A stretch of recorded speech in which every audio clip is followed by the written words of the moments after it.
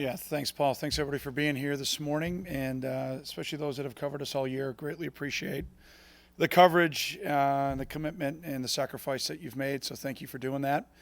I'd also like to congratulate the Illinois High School state champions. Obviously, a big weekend, and I want to congratulate those teams on behalf of our football program. And looking back, players of the week for the Illinois game. Offensively, were Blake Hansen, J.B. Butler. I thought those two guys, we collectively as a staff felt they played probably their best games of the year. Big playmaker was Isaiah Bowser. Defensively was Blake Gallagher. Big playmaker was Patty Fisher. It was a big pick. Special teams-wise was Jay Collins. He's probably been eligible for it like 5 straight weeks, but we've given it to somebody else. But the way he stepped up has been phenomenal. We thought our Scott offensive line was outstanding last week.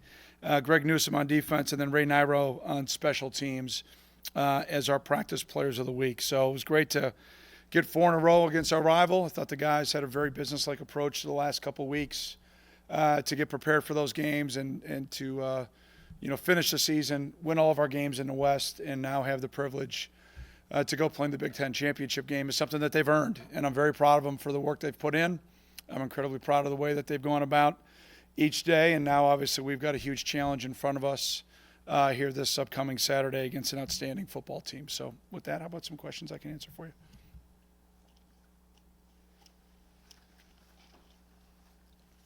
Fitz, what kind of challenges does Dwayne Haskins present? Not only, obviously, a great, accurate arm, but now that he's rushing the ball some? Well, he's a complete quarterback, Teddy. First of all, what jumps out is his poise, his accuracy, his understanding of the offense. And, he just does a phenomenal job of taking what the defense gives him. And to have that touchdown to interception ratio of 42-7 is spectacular. If I had a Heisman Trophy ballot, I would vote for him. I've already voted him the Big Ten Player of the Week or Player of the Year in my ballot. So, I think he's a phenomenal football player, and he distributes it to a lot of guys. He uses all of his weapons, and just really impressed watching him on tape, getting ready to compete here. An Ohio State team, coach, that offensively has had more pure speed than just about everybody they've played. They had most of their big plays come about with yards after the catch on Saturday. How do you combat that as a defense? Well, obviously schematics are different in different games and different opponents. I think they took advantage of some things that they felt they had advantages of against Michigan, and it showed. And that's a credit to their coaching staff, and obviously a credit to the execution of their guys. And they executed flawlessly. Now, they played phenomenal against Michigan. I mean, that was as clean of a game offensively that I've maybe seen a team have in a long time. There were not very many mistakes that I could see, that I could point to, like, hey, there's a weakness here. That was A+ in my book. So, they're going to make plays. You just know that they've made plays on everybody. You got to limit the explosions. You got to keep the ball inside and in front. You got to find a way to create turnovers when they present themselves. You got to be able to make those happen. And 3 points are big. 3 points are big. If we can limit to 3 and not 7s. We'll give ourselves an opportunity to compete. But they're going to move the ball. They're incredibly explosive. I think in most categories they're in the top 5, and in a lot of the categories they're number 1, not only in the conference but in the country, and it's for a reason. They're very talented and they're very well coached. And then speaking of 3 points, assuming Jake Collins is going to remain the kicker for this week, what is his range going to be about? 70.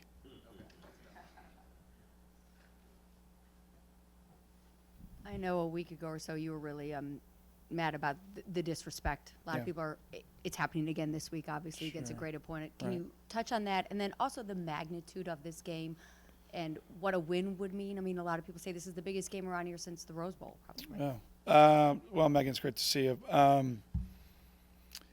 A couple weeks ago, you come off a euphoria of a big win, and I very rarely use external motivators. So, I don't know, I threw the guys a curveball. It worked.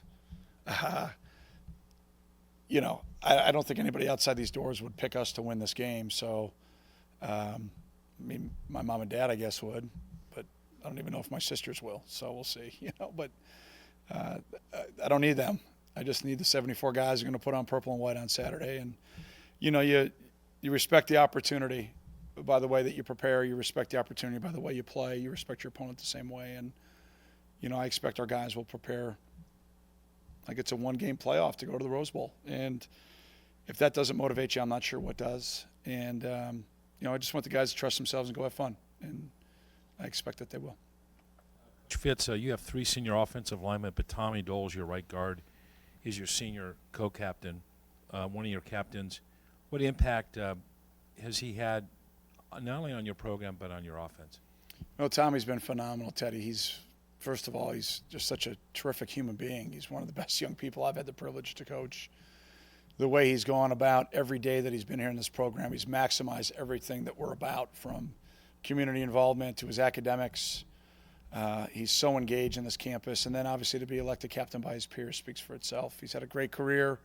We had the senior reception after the game at the house, and it's always tough. That's an emotional night, and to see the Doles family and little Jimmy, and it's tough, but I'm excited to have a couple more games with these guys. So it was kind of a little bit of a bittersweet night, but just so thankful for everything that Tommy brings, and look forward to a couple more games with him. You clearly prioritized staying healthy during the Illinois game. How satisfied were you with the outcome in that regard, and how is the team shaping up injury-wise moving into this week? Yeah, I mean, you go into 2 games that are interesting to kind of manage. You've already got the division wrapped up. You want to continue to get better and improve. I thought we did that in practice. And then you want to be able to go out and execute and get a lead, and we did in both of those games. And obviously I managed the Illinois game very different than I managed the Minnesota game, and it worked. So I'm glad. When it works, it's always good to see a plan work. And then we'll move forward day by day with our injuries from that standpoint. But the guys are all working diligently to get themselves back to practice, to get themselves back to play. So I'm hopeful that they'll all play, but we'll see how the week unfolds. Why did you decide to prioritize the Minnesota game and play all your starters basically all the way through and not in the Illinois game? Just because of the timing that this one was a week closer? Well, the Minnesota game, you're on the road. We just came off the Iowa win, and my concern was more of a mental letdown for that game, just because the euphoria of the Iowa game, if that makes sense. That's just as a group dynamic thing. As you sit in my role, I've got 112 that are in these seats, and the staff and everybody that supports the program, and you walk out of that locker room in Iowa City, a little bit heavier with the trophy. And, I was really proud of the way the guys responded on coming back that Monday for practice, and then I thought they prepared very, very well. I would have managed the game a little bit differently if we didn't give up that late score in Minneapolis that we gave up. So that's probably why there was a difference in those 2 games. But the plan was similar, just the circumstances were a little bit different.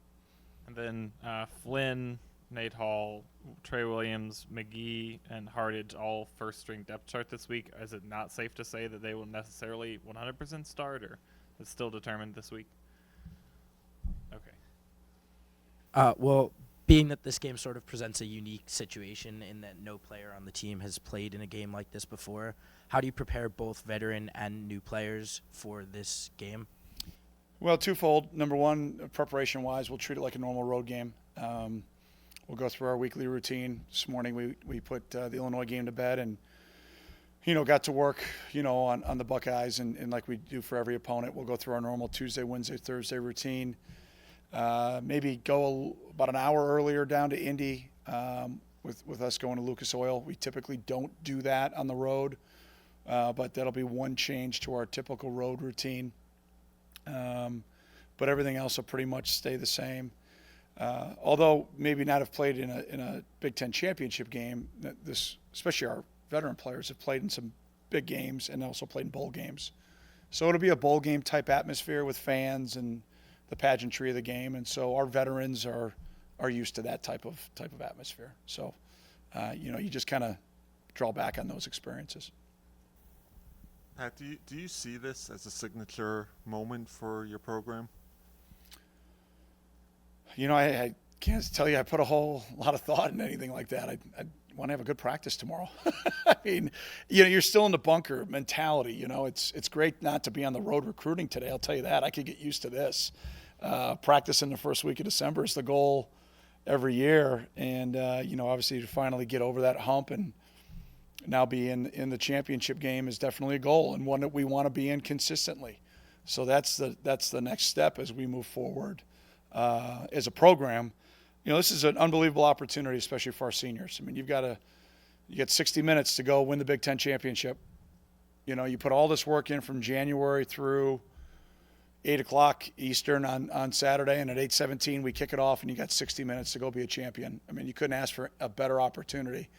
The issue is obviously the challenge with how well Ohio State's coached, the schematics, the pressure they put you on there, and then obviously the amazing talent that they have in all three phases. So we're going to focus on us and hopefully put together a great week, put together a great plan, and hopefully go execute and play our best game of the year this Saturday. You've talked in the past about 10-win seasons are great, but you had never finished first until this year. Do you feel like a certain burden has been lifted in a way, and what does that mean more for the future of the program? Yeah, well, the future is bright. Those are comfortable chairs, aren't they? Yeah, a lot better than last year. So we're incredibly grateful, for the support. And, I think I mentioned it after the game. If it wasn't, it might have been just with you, Teddy. I forget. It's kind of all blur. It's a busy weekend, but every time I walk in this building, even today with the blizzard, I think of the guys in the 70s and the 80s that didn't have this type of support. And the messages that I get from them all the time is something that's really, it's really important to me. And, I hope we represent that group the right way. I hope that group and those groups of men take pride in where their program is today.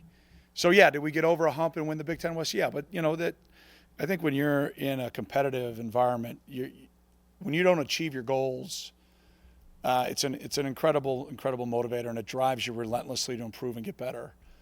And now that we've achieved one of our goals for this year's team, it's going to drive us even more this week to get the second goal.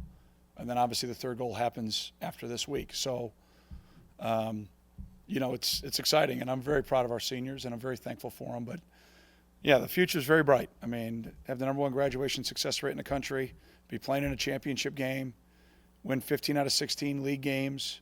We've got to clean up other things, and we will. And we will work tirelessly to do that.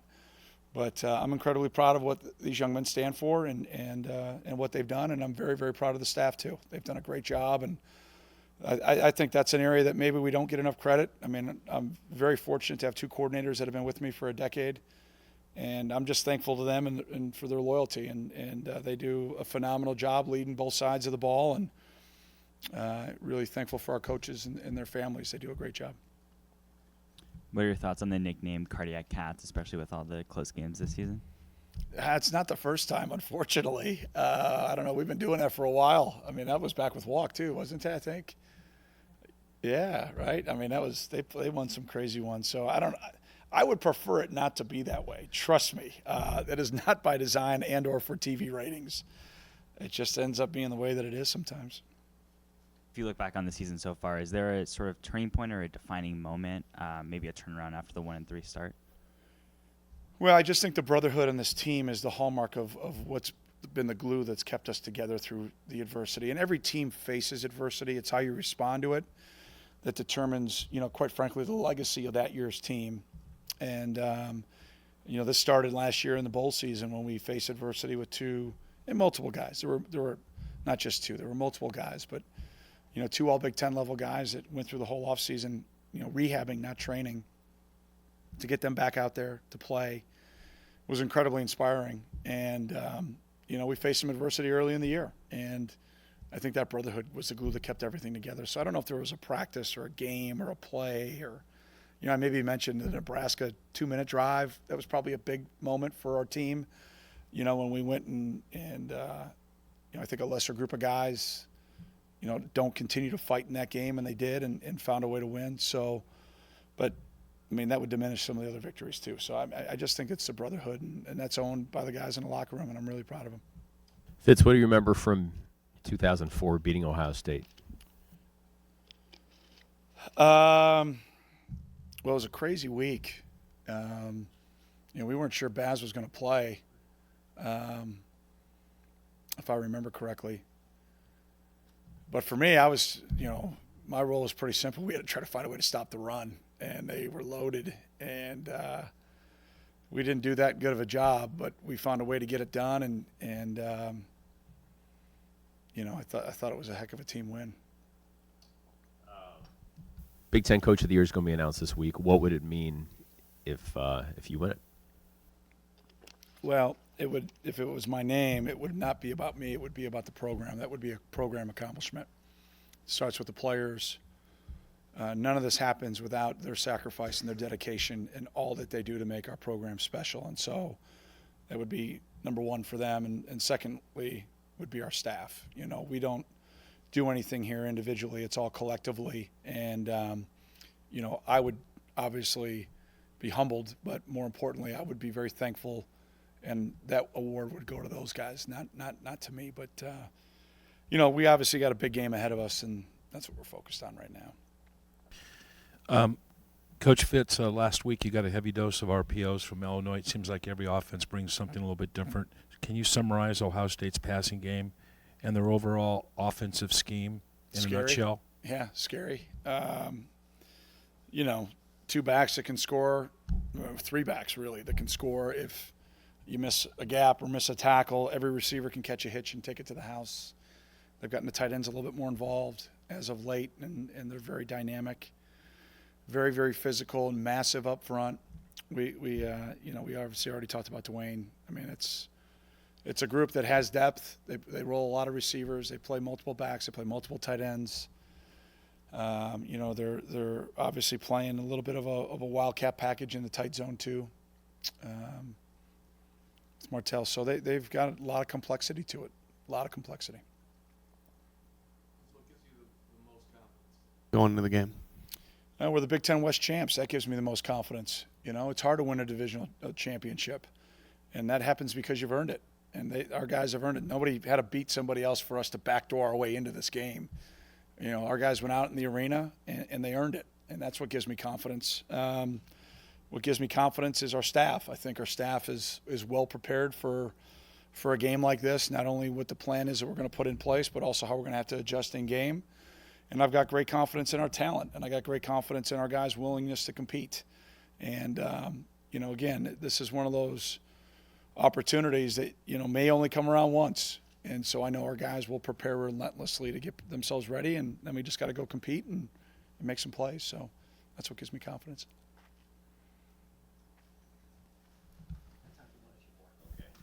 Paris Campbell, number 21. Is that one of the fastest dudes you've seen? Yeah, he's a terrific athlete. There's no doubt about that. They use him in a lot of different ways. It would be easy if they just lined him up in X and you could play quarter, half, and put a corner on him and a safety over the top. They move him around. They target him in different ways. They target him in the passing game. They give him on jet sweeps. I guess technically that was a pass now. So was it 6 touchdown passes in the game or something like that? So they do a lot of different things with him, and he's physical at the top of his routes. He's explosive in and out of his breaks. He's got great hands. Very dynamic player. Sure is going to be dealing with their pass rush because they were getting to Shea Patterson all game. How do you deal with that? Well, you gotta execute. Number one, you gotta execute. You got plans on how to handle things and deal with different personnel. So number one, we're gonna have to execute our plan. Second of all, we can't make love to the ball. We're gonna have to get the ball out of our hands. And find ways to make sure that we're in timing and rhythm and on point, because if we sit there and pat the ball, this whole group, they don't just play four, they rotate guys, would start probably or compete to start everywhere in this conference. So it's a very, very talented group, well coordinated. Coach Johnson, unbelievable job for his time. My experiences competing against his men at Penn State, and now the same, if not more, at Ohio State. He does a terrific job with that front. All right, thanks, Coach. All right, thanks a lot. Have a great week. Go Cats.